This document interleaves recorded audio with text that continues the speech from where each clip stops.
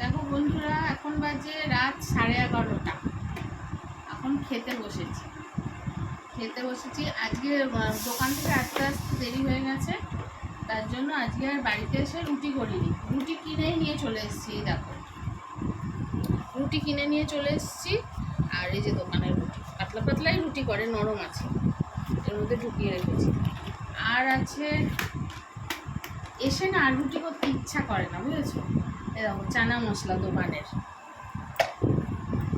চানা মশলা। আর আমি কালকে সুজি করেছিলাম, সেই সুজি রয়েছে। চানা মশলাটা আমি খাবো একটুখানি, আমার ঝাল লাগে।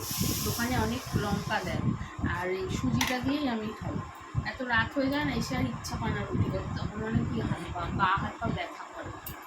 ওই জন্য কিনেই খাবার নিয়ে চলে এসেছি। এখন খেয়ে নেবো। আর পুজোর তো আর বেশি দিন বাকি নেই, এই কয়দিন তো এরকমই হবে। যারা ব্যবসা করে তারা জানবে যে এরকম একটু হয়, রাত হয়ে যায়, তাদের খাওয়া দাওয়া করতেও দেরি হয়, আসতেও দেরি হয় বাড়িতে। তো চলো এখন খাবো, খেয়ে নিই। একটুখানি চানা মশলা নেবো, শুধু অল্প একটু। আমি এত ঝাল খেতে পারি না, খুব ঝাল লাগে আমার। আমি লঙ্কা টঙ্কা এমনি কম খাই। একটু সুজি নিয়ে নিই, কালকে ভাগ্যি সুজিটা করেছিলাম, করে রেখে দিয়েছি, তাই আজকে রুটি দিয়ে খাওয়া হয়ে যাবে। চলো টাটা, খেয়ে নিই।